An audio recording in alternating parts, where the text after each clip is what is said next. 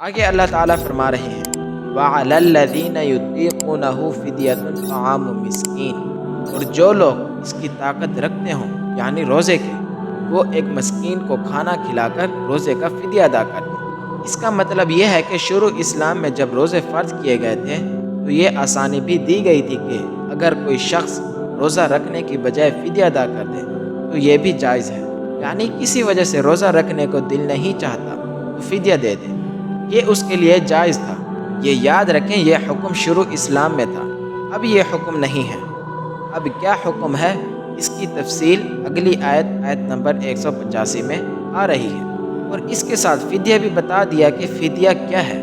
وہ فدیہ طعام مسکین، ایک مسکین کا کھانا ہے، یعنی ہر روزے کے بدلے ایک مسکین کو کھانا کھلا دیں۔